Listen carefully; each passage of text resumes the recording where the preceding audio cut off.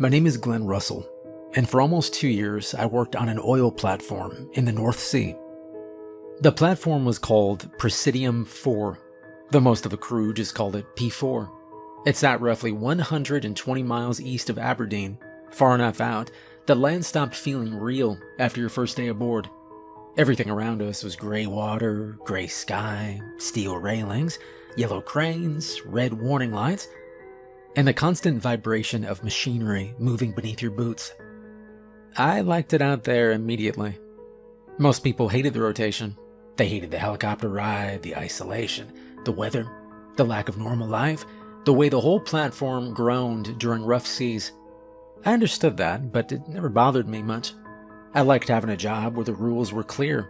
I liked knowing where I had to be, what I had to check, what tools I needed, and what happened if someone got careless.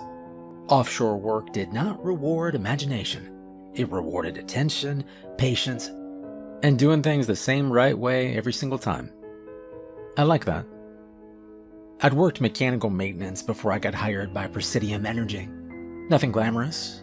Pump stations, refinery equipment, conveyor systems, hydraulic lines, valves, gearboxes, anything with pressure, heat, movement, or enough weight to kill a man if he put his hand in the wrong place. The offshore job paid better, but that wasn't the only reason I took it. I like the idea of being somewhere removed from everything. No traffic, no stupid errands, no people dropping by. No nonsense. Just 12-hour shifts, bad coffee, cold wind, and a bunk waiting when the day was done. Presidium 4 was not a pretty platform. Looked like a rusted industrial city built on stilts and dropped into the sea by mistake. The lower levels were stained white and brown from salt and weather. The walkways were grated metal, slick most mornings, with handrails that felt cold even through gloves. Chains hung from hoist above open service bays. Cables ran along the walls in black bundles. Pipes sweated constantly. Warning signs covered every hatch and ladder. Some were official, some were handwritten. The first time I saw it from the helicopter, I remember thinking it looked too heavy to float and too delicate to survive the water underneath it.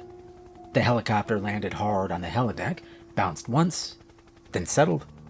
The rotors kept screaming while we climbed out one by one with our bags tucked tight against our bodies. The wind hit me first. Not just a breeze, but a hard, steady shove that pushed salt into my mouth and made my eyes water. A safety officer in an orange jacket waved us forward, head down, one hand raised, leading us off the deck and through a yellow door into the platform. Inside, the noise changed. Outside was wind and rotors. Inside was metal. Fans, pumps, generators, footsteps on grating, radios cracking, distant hammering, the low continuous rumble of equipment running below you. You felt it through your boots before you learned to hear it. After a week, the platform had its own sounds. After a month, you could tell when something was wrong before anyone said a word. There were 27 of us on rotation when I arrived. Not a skeleton crew. Not a little group of doomed men sitting around waiting to be picked off. 27 workers, all with jobs, shifts, lockers, bunks, bad habits, and opinions they kept mostly to themselves. There were drill crew, crane operators, electricians, mechanics, welders, medics, cooks, safety officers, and radio personnel. Some had been offshore for 20 years. Some were new enough to still overpack. My immediate supervisor was Frank Daniels, a maintenance lead from Hull with a shaved head, thick wrist, and the posture of a man who had spent half his life ducking through low steel doorways. Frank was not warm, but he was fair. And out there, fair mattered more than friendly. He walked me through the maintenance level on my first afternoon, showing me the pump room, the tool cages, the service lockers, the emergency stations, and the access ladders leaning down toward the lower platforms. He did not give speeches. He pointed to things and told me what would kill me. "That valve opens hot," he said. "That hatch stays like that unless control says otherwise. Never step backward near a moon pool. Don't trust a dry railing. Salt dries real fast." That was how the first few hours went. He showed me the machinery, the escape routes, the muster points, the eye stations, the shut-off panels, and the places where the floor dropped away into open sea. I paid attention because it felt practical. Men died offshore because they got tired, lazy, proud, or distracted. That much made sense to me. What did not make sense were the bells. I noticed the first one near the western walkway, mounted to a steel post beside a red emergency box. It was an old brass bell, big enough to belong on a ship, with a rope hanging from the clapper. Looked polished, too polished for the rest of the platform. A few minutes later, I saw another near the crane deck, then another near the stairs that led down toward the lower maintenance level. They were not connected to the alarm system. They were not electric. They were just bells, bolted into place at different points around the rig. I asked Frank what they were for. He looked at the bell, then back at me. "You'll be told." That was the first answer I got about anything unusual on P4, and it turned out to be the most common answer too. "You'll be told." "Not yet. Don't worry about it till you need to."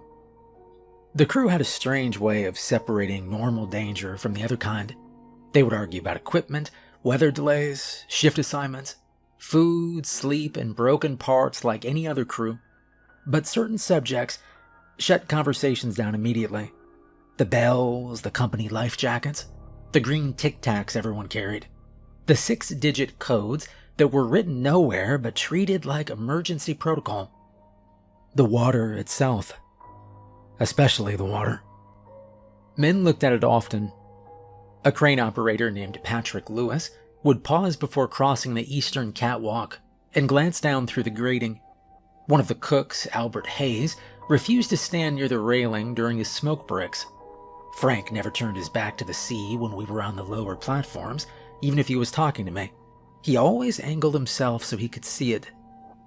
On my second night aboard, I stood outside after shift and watched the water below the rig. It was darker than I expected. The platform lights struck the surface in broken yellow strips, but beneath that, there was nothing. No bottom, no shape, just black water moving between the support legs. Every few seconds, a wave hit the steel hard enough to send spray up through the grating. The whole structure answered with a dull metallic sound that traveled through the columns and into my feet. I like the ocean during the day. At night, I understood why nobody cursed it. Frank found me there after maybe 5 minutes. He did not tell me to go inside right away. He stood beside me, rested both hands on the railing, and looked down at the water with the same expression he used when inspecting worn bearings. "First rotation?" "Offshore, yes," I said. He nodded. "You like it so far?" "I do." Good, he began. "That helps. Men who hate it out here, they make mistakes." I thought he meant practical mistakes. Missed checks, loose bolts, bad rigging, failure to lock out a system before putting hands on it. And then Frank reached into his jacket pocket, and he pulled out a folded piece of laminated paper. It was old, creased at the corners, and worn cloudy along the fold. He handed it to me without looking away from the water. "You keep this in your locker. Read it tonight. Memorize it before morning." I unfolded it under the deck light. There were 6 rules printed on it in plain black letters.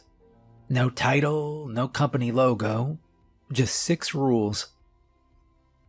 Rule 1. Do not go into the water unless absolutely necessary. Now, the North Sea is not empty water. It looks flat from above when the wind dies down, but that surface is a lie. Beneath it, the temperature drops fast, the light disappears even faster, and the depth becomes something you stop thinking about because there is no useful way to measure it with your eyes. You can stand on a platform 100 feet above the surface and still have no sense of where anything ends. The first explanation I got was the one you'd expect. Sharks? Not the kind people picture from documentaries, circling in clear blue water with sunlight cutting through the surface. The water out there is dark, cold, and thick with silt and debris. Visibility is low even on a calm day, and at depth it drops to nothing. Anything moving down there is moving blind or close to it, and that makes them direct. The most common species in that region are porbeagle sharks, which look close enough to great whites that you don't get to be corrected if you mistake one for the other. They're fast, powerful, and perfectly comfortable in cold water. There are also Greenland sharks, which are harder to explain to people because they don't behave the way you expect a predator to behave. They move slowly. They live deep. Some of them are estimated to be over 200 years old. When they come up, it's not dramatic. It's not a burst of speed. It's a presence. Frank told me that part like he was describing a machine. They don't rush you. You won't see a charge. You won't see a fin. If one of those is there, it's already under you. He wasn't trying to scare me. He was telling me what to expect. We had a briefing on it during my first week. Safety officer went over standard protocol. Harnesses, tethers, spotters. No lone work near open edges. Emergency ladders marked and checked. Life rings positioned at intervals. Radios tested before any job near the perimeter. It was all normal offshore procedure, the same kind of layered redundancy you see anywhere something heavy and dangerous is moving around. What stuck with me wasn't the procedure. It was the way nobody joked during that part of the briefing. Men who would argue about everything else kept quiet when the topic was the water. Focused. I saw why about 9 days into my first rotation. We were working the lower maintenance level on the eastern side of the rig. The sea was calm for once, just a steady roll, nothing violent. The kind of day where the platform felt stable enough that you forgot how much of it was suspended above open water. We had a 3-man team checking a series of valves along the outer piping. Frank was supervising. I was logging readings. The third man was a welder named Jason Cole, mid-30s, solid worker, quiet, kept his tools in order and his mouth mostly shut.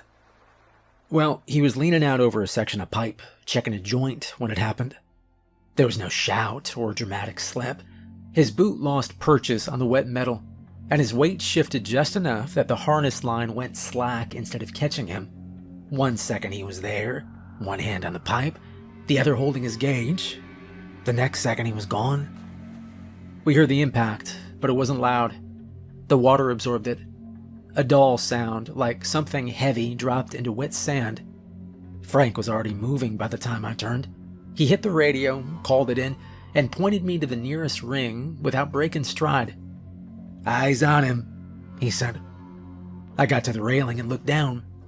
For a second I didn't see anything. The surface was broken by the platform legs, shadowed in places where the light didn't reach. Then I saw movement about 10 feet out from the structure. Jason came up once. Not fully, just enough that his shoulders broke the surface. He wasn't thrashing, that's the part people get wrong. He didn't look like a man fighting. He looked like someone trying to get his bearings, like he didn't understand how far he'd fallen. I grabbed the life ring, and I threw it as far as I could. The life ring hit the water a few feet short of him and drifted closer. Frank was shouting into the radio behind me, calling for standby crew, ladder access, anything we could get down to him fast. Another worker ran up with a second line.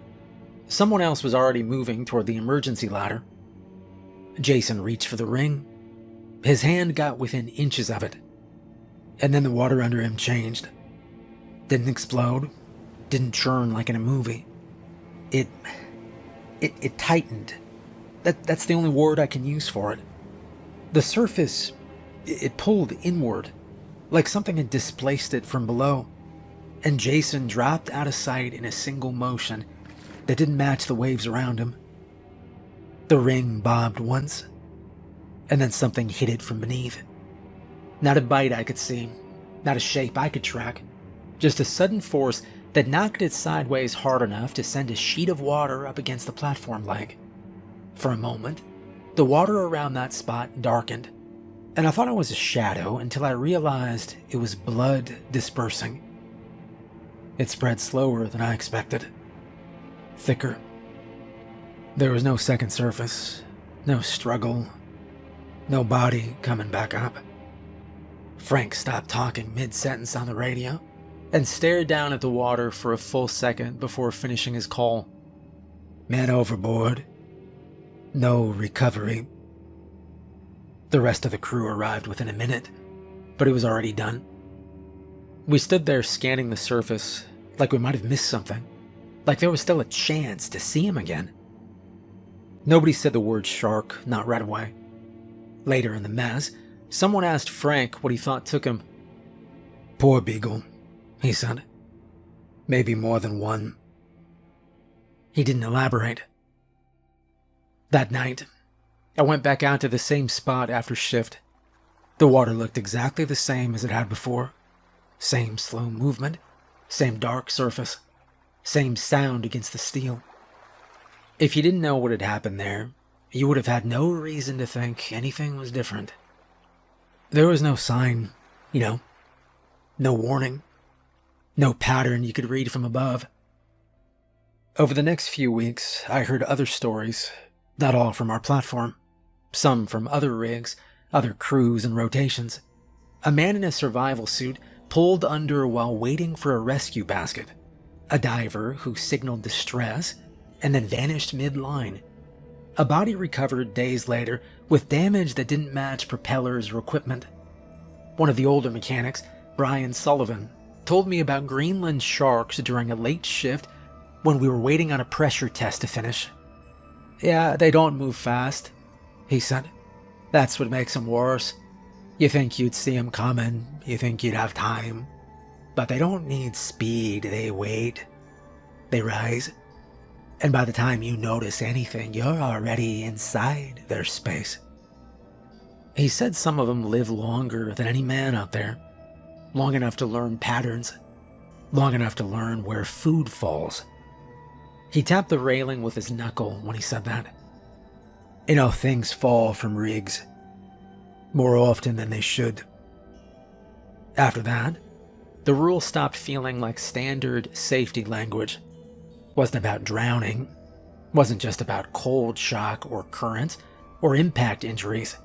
It was about entering something that already had an order to it. One that did not include you. By the end of my first rotation, I understood why they said it twice. Not because it was complicated. Because once you saw what happened when someone ignored it, you didn't need it explained again. Out there, the water does not give you a second chance. Rule 2. Never curse the ocean. This came up the same way most things did out there. By accident. In the middle of something normal, when someone said the wrong thing and everyone else reacted before I understood why. It happened in the galley about 2 weeks into my rotation. We'd just come off a long shift. Wind had picked up that afternoon and stayed steady into the night, rattling the outer panels and pushing spray up against the lower levels hard enough that the whole structure carried a constant low vibration. Not dangerous weather, but enough to wear on you if you were already tired. There were maybe 8 of us sitting at the tables, eating whatever they'd put out. Rice, chicken, something overcooked and heavy that filled you up without tasting like much. The TV was on in the corner, muted, cycling through news footage nobody was watching. Most conversations were short, practical, nothing that lasted longer than a few sentences. A guy named Kevin Turner sat across from me. He'd been offshore longer than I had, maybe 5 or 6 years. Solid worker, loud when he talked, but not in an annoying way. The kind of guy who filled silence when nobody else felt like it. He pushed his tray away, leaned back in his chair, and looked toward the windows. Outside, the water was dark and uneven, catching light from the platform in broken strips. I hate this ocean. The reaction was immediate. Final. Frank stopped eating. Brian Sullivan set his fork down without finishing his bite. Someone at the far end of the table actually turned in his seat to look at Kevin like he hadn't heard him correctly. Kevin noticed. "What, you don't?" Nobody answered him right away. Frank wiped his hands on a napkin, stood up, and walked over to Kevin's side of the table. "Do not say that again," Frank said. Kevin gave a small laugh, like he thought it was a joke. "I am serious. Do not say it." Kevin held his hands up a little. "All right, relax, man, it's just water." Frank didn't respond to that. He just stood there for a second longer, making sure Kevin was looking at him, then went back to his seat. The conversation didn't recover after that. People finished eating and left in ones and twos. Nobody brought it up again. Kevin didn't apologize, but he didn't repeat it either. The rest of the night went on like nothing had happened, but there was a gap in it. Something different. I didn't think much of it until the next morning. Kevin didn't show up for shift. That happens sometimes. Guys overslept, alarms got missed. You'd knock on their bunk door, wake them up, give them a hard time about it later. Wasn't a big deal. Except nobody had knocked. When Frank checked the bunk room, Kevin's bed was empty. Not made, not stripped, just empty. His boots were still there, placed neatly under the frame the way everyone kept them. His locker was closed. Nothing looked disturbed, no signs of a rush. No sign he'd packed anything or gone anywhere with intention. Just gone. Well, they did a full search of the platform. Every ladder and access point. Every storage room, ladder, maintenance space, and exterior walkway. Radio stayed active the entire time. The crane operator swept the perimeter with the lights. 2 men checked the emergency ladders that ran down toward the lower structure, and nothing. Nobody had seen him leave. No one had heard anything during the night. There were no alarms or reports, no sign of a fall. By mid-morning, the tone had shifted. Not panic or confusion. Acceptance. Frank gathered a few of us near the maintenance level and went over what we were going to report. Missing worker. Last seen in the galley the night before. No known reason for departure. No evidence of accident on platform. I asked him if they thought Kevin had gone over the side. Frank looked at me for a second before answering. If he did, someone would have heard it. He didn't say anything else. The search ended before lunch. The rest of the day continued like normal. Tasks got assigned, equipment got checked, logs got filled out, radio stayed on, and nobody stopped working. That night, nobody sat at Kevin's spot in the galley. And 2 days later, we found something.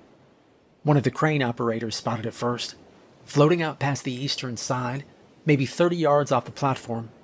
They brought it in with a hook line. It was a shirt. Just a standard offshore work shirt, salt stiffened and heavy with water.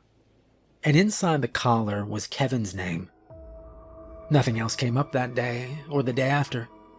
A week later, a supply vessel reported debris about 5 miles south of our position.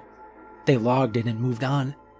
We got the report through standard channels, same as anything else that might affect operations. The description was short. Clothing, partial remains, recovered by another vessel. No further details. Frank did not read that report out loud, but word moved through the crew anyway. It always did. Nobody said Kevin's name when they talked about it. Nobody connected it back to the galley. But after that, nobody spoke against the ocean either. Not in frustration, not in passing, not even under their breath. You could complain about the cold, the wind, the shifts, the food, the noise, the sleep. You could complain about anything that existed on the platform, but not the water. I heard another story a few rotations later. Different rig and crew. A man got caught out during a storm, stuck on an exterior walkway longer than he should have been. Wind was high enough to make standing difficult.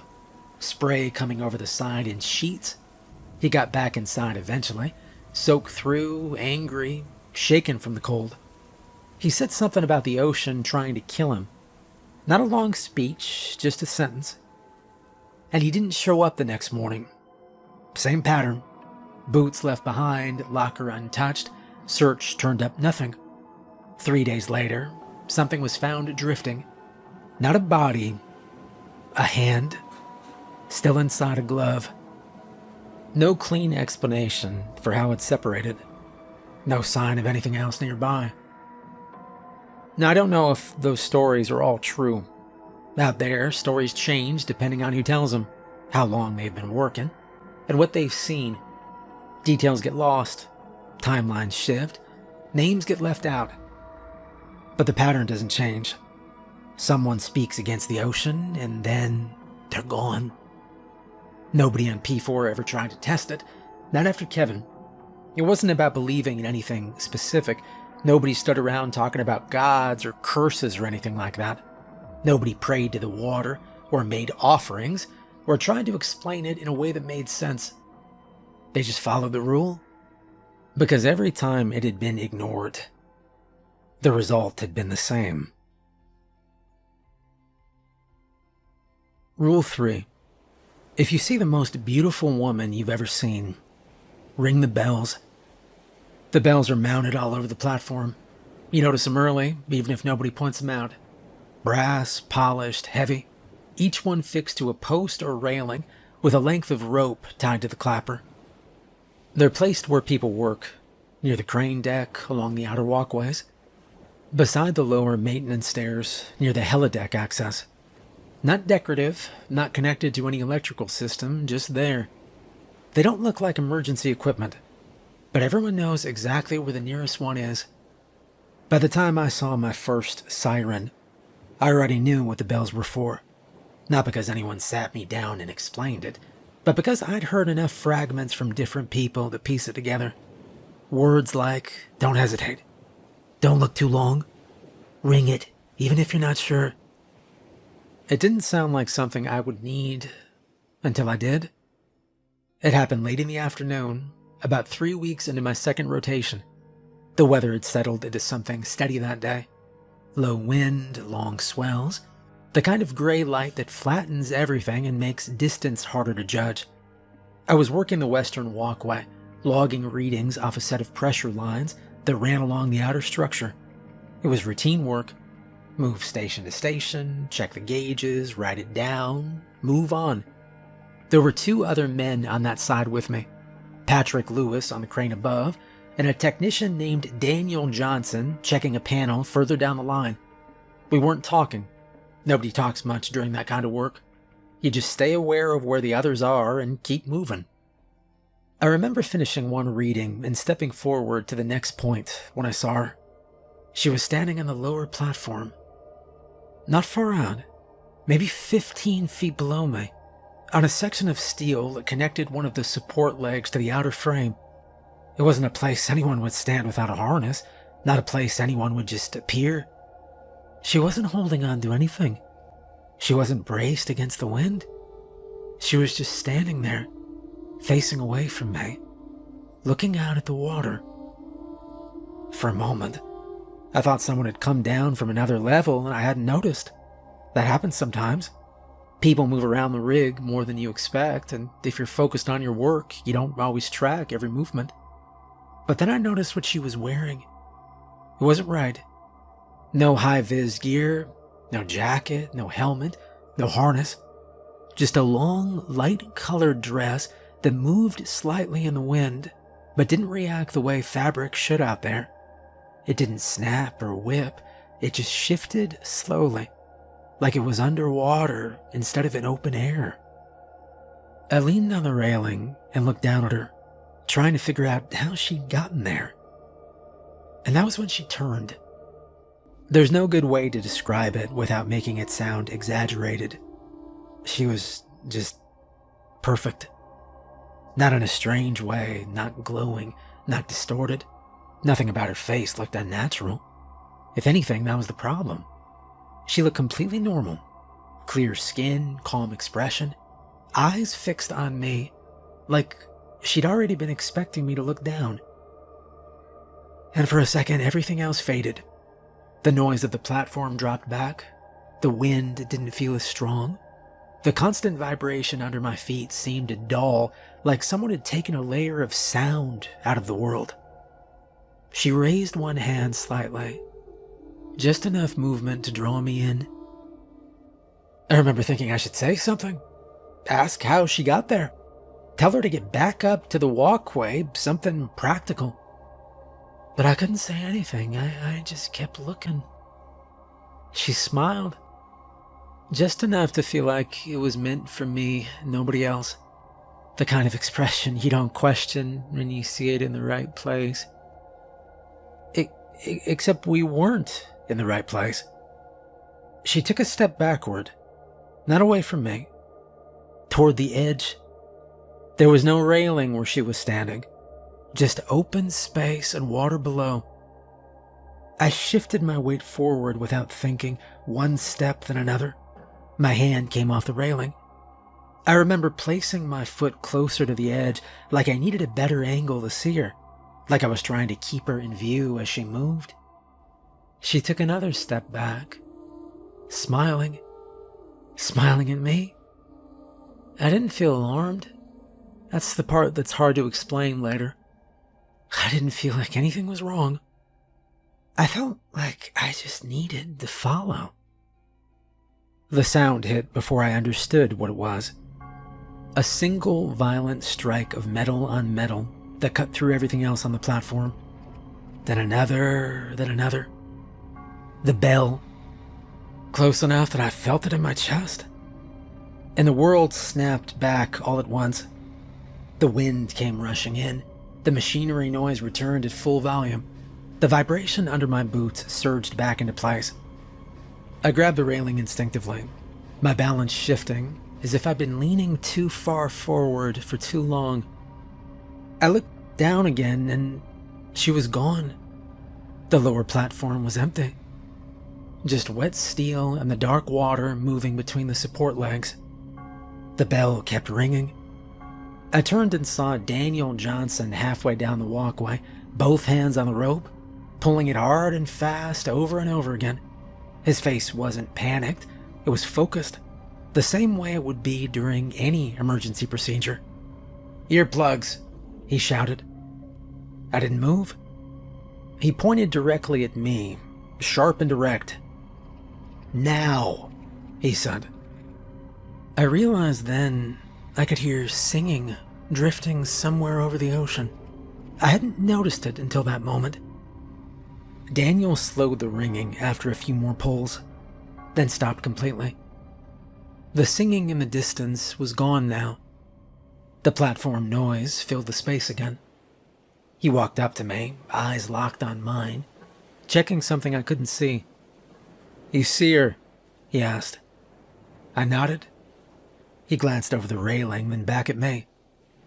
"How close were you?" I don't know. I was just looking," he finished. I nodded again. He studied me for another second, then gave a short, controlled exhale. "All right, well, you're fine," he said. He didn't ask what she looked like, what she did. I think he already knew. Patrick came down from the crane a few minutes later, moving faster than usual. He checked the lower platform, scanned the water, then came back up without saying anything. No one suggested searching further. No one suggested going down after her. Work stopped for maybe 10 minutes, then it resumed. Later in the maintenance room, Daniel sat across from me and finally explained it in plain terms. "Look, they don't come up often," he began. "But when they do, you don't wait to be sure. You ring the bell." "Why the bell?" I asked. He shrugged. "I don't know. It's something about the sound. Cuts through whatever they use." "Use for what?" He looked at me like I'd already answered my own question. "To get you over the edge," he said. And I thought back to the way it felt, the quiet, the focus, the complete absence of doubt. "You know, I wasn't scared," I said. "Yeah, you wouldn't be," he replied. He leaned back in his chair, arms resting at his sides. "That's the problem." There had been other incidents before mine. Not all of them ended with someone catching it in time. Daniel told me about a man who'd walked straight off the southern platform during a night shift. No hesitation or struggle. just stepped forward like he was going somewhere he'd already decided to go. They didn't find him. Another one had been seen climbing down an access ladder that didn't lead anywhere safe, moving slowly, deliberately, like he was following instructions nobody could hear but him. By the time someone reached him, he was gone. In every case where someone stopped it, a bell had been rung. Everyone within range put in their earplugs then. Nobody waited to confirm what they were seeing. You think you'll recognize it, you won't. Not until it's already working, he said. And I didn't argue. I knew exactly how close I'd been to stepping further out. How easy it would have been to keep going. Rule 4. Always carry green Tic Tacs. This is a short one. Everyone on P4 carried the same small green box, usually tucked into a pocket or inside a jacket, and after a few days I realized it wasn't something anyone else forgot or treated casually. Nobody ate them, nobody offered them, nobody explained what they were for. They just made sure they had them. I asked about it once and I got a straight answer. Nobody knows. It's just company policy. And you carry them because you're told to. I figured there was a reason for it. And one day I'd find out. Rule 5. If the platform starts to shake, radio headquarters and shout the code into the water. You know the difference between machinery and something else after a while. Everything on P4 moved. Pumps kicked on and off, lines rattled. The whole structure carried a constant low vibration from the systems running below deck. After a few weeks, it all blended together into something predictable. You stopped noticing it unless something changed. When this started, it wasn't loud. It was deep. A slow, heavy movement that came up through the structure instead of across it. Not a loose panel or a line under pressure. It felt like something pushing against the rig from underneath, like the legs were being tested one at a time. The first time I felt it, I was on the mid-level walkway logging readings. I stopped writing and waited for it to settle, thinking it was just a shift in the sea. But it didn't stop. It rolled through again, stronger this time, enough to make the railing hum under my hand. Before I could say anything, radios came alive all at once. Short calls, no confusion. Everyone already knew. Control, we've got movement. Lower deck confirms. Mid-level confirms. No one asked what it was. Nobody guessed. They just started the process. I heard Frank's voice cut through the channel, steady and flat. Get headquarters. The radio operator answered immediately. Already calling. The shaking continued. Not violent, not enough to throw you off your feet, but constant in a way that didn't belong to anything mechanical. You could feel it in your boots, in your hands, in your chest if you stood still long enough. And then the reply came back over the radio. 6 numbers, no explanation, no repeat. Just 6 digits, spoken once, clear and even. The operator read them back to confirm, then repeated them again, louder this time, so everybody could hear. And that was when people started moving fast. Immediate action. Frank grabbed a megaphone from the emergency rack and handed it to me. Say it, he said. Into the water. I didn't ask why. I stepped to the outer railing, lifted the megaphone, and looked down at the water between the support legs. I read the numbers off exactly as I'd heard them. 6, 7, 5, 9, 4, 0. Once, then again, then a third time louder. The sound of my own voice came back at me off the steel in the water, flattened and distorted by the wind. For a moment, nothing changed. Then the movement stopped. Not gradually, all at once. The vibration cut out so cleanly, it felt like something had been switched off. Nobody spoke for a few seconds, and then the radio operator confirmed it. Movement has stopped. Over. Frank took the megaphone back from me and hung it on its hook like nothing unusual had just happened. All right, back to work. And that was it. Later that night, I asked Daniel about it while we were on break. He didn't hesitate. "Well, if it starts, you call it in," he said. "And what happens if you don't?" I asked. He looked at me for a second. "No one's tried." And that wasn't entirely true. A few rotations later, I heard about another platform that had waited too long. The shaking got worse. Not enough to collapse anything, but enough to knock equipment loose, send tools sliding, throw men off balance. By the time they made the call and got the code, it took longer to stop. Long enough that something down there had time to keep pushing. Well, they didn't lose the platform, but they lost 2 men. No one ever explained how. Rule 6. Only wear company-issued life jackets. They're easy to spot. Bright yellow, heavier than they should be, with red stitching along the seams and Presidium printed across the back in black. When you pick one up, it doesn't feel like normal offshore gear. It's thicker, denser, and the inside lining is stiff in a way that doesn't soften with you. If you look closely, you start to notice the details. Small markings worked into the stitching, repeating patterns that don't match anything functional. Not reflective or structural, not decorative either. Just there. They stay on a rack near the emergency stations, lined up and ready, and everyone knows exactly where the nearest one is at all times. You don't wear them during work. You don't walk around with them unless you're assigned to something near the edge or there's a reason to expect trouble. But if anything happens that might put you in the water, you grab one without thinking.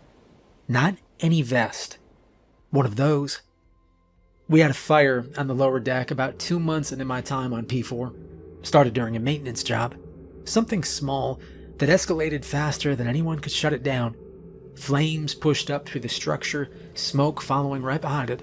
Thick and black, and fast enough to cut off the access ladder before half the crew below could reach it. Alarms went off, suppression systems kicked in, and the whole platform shifted into emergency mode in seconds. Most of the men made it out, but 3 didn't.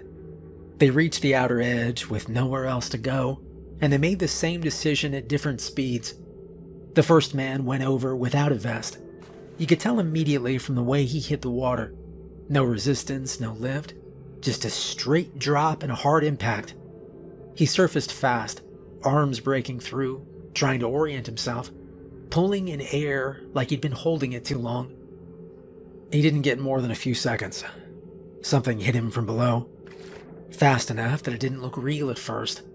The surface snapped tight around him, a violent shift in the water that pulled him down and broke apart in the same motion. There was a flash under him, pale against the dark, and then the water churned once and settled.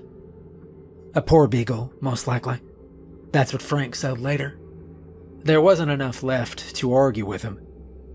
The second man went in a few seconds after. He had one of the company vests on. He surfaced slower, the vest holding him upright, keeping his head clear. He didn't thrash or shout, just stayed there, breathing hard, arms slightly out to balance himself. And then something moved beneath him. You couldn't see it clearly. Not a shape you could track, just a shift in the water, darker than everything around it. It circled once, wide and slow. Came back around again, closer this time, passing directly under him.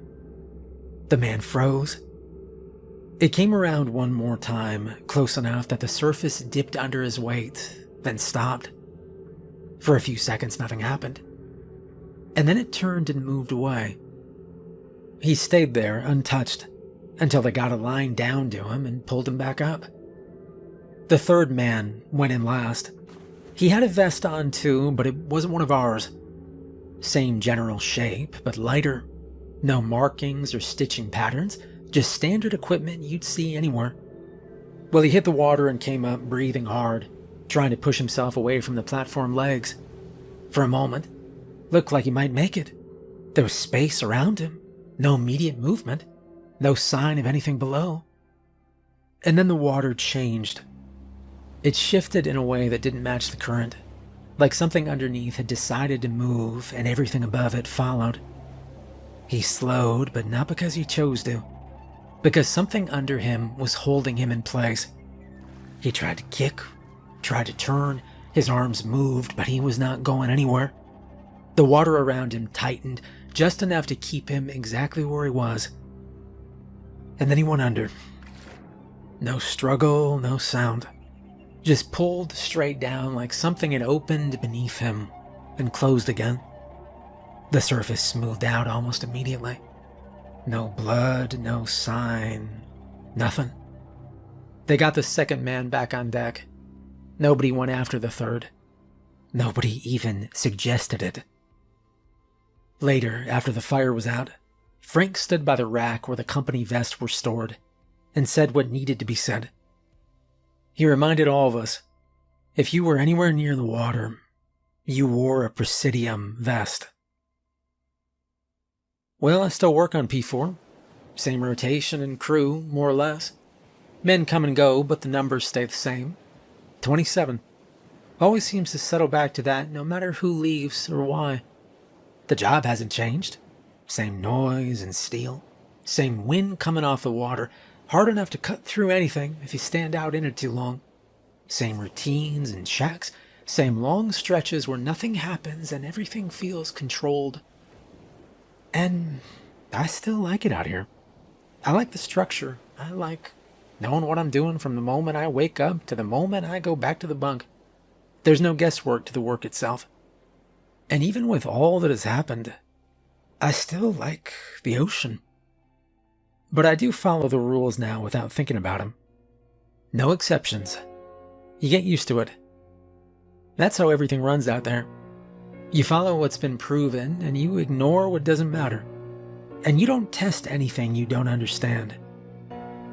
At night, when the shifts slow down and the platform quiets, just enough to hear the water moving under the structure, I still find myself looking down between the legs. Same dark surface, same slow movement. Nothing visible. The ocean always looks empty, but it never is.